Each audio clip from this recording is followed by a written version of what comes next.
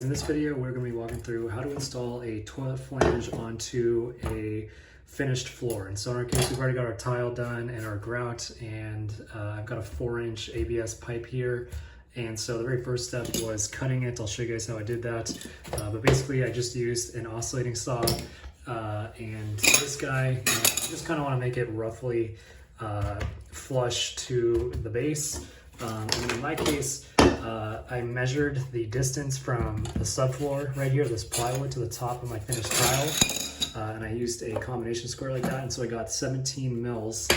And so with that number, I looked at my flange, and this measures 1.1 centimeters, 11 mils, and so I cut a 1/4 inch or 6 mil spacer so that this flange is going to be roughly flush with the finished floor. So the way it'll work is I'll take this guy, and if you don't want to cut this, they do sell PVC toilet flange spacers at Home Depot for about $7, and honestly I might have done that next time.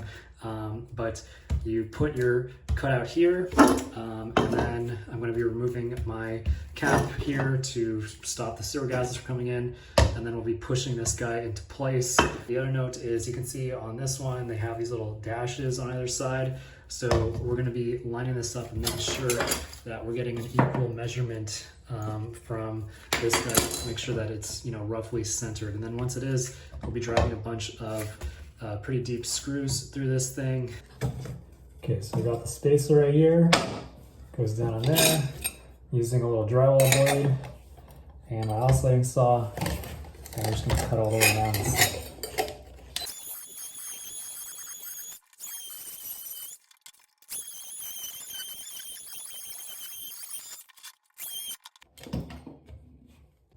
All right, so not the most beautiful cut, but it doesn't need to be because these flanges are going to sit, you know, 1.5 or 2 inches below that. So as long as it's roughly flush with this thing, that's really all I care about. I'm going to deburr this, and then we'll continue on our merry way.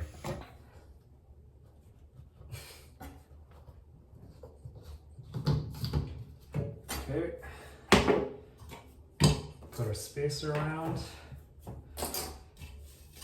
Gonna glue this guy up.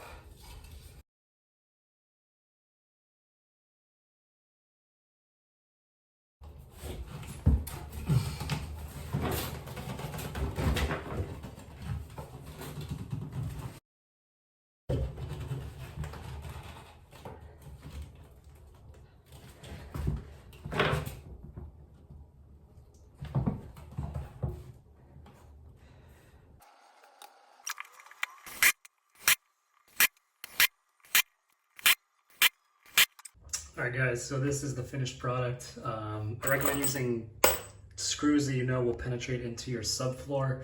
In my case, I'm using these 3-inch screws. Ideally, I think they'd be threaded all the way, or they'd have teeth all the way up, but that's what I got.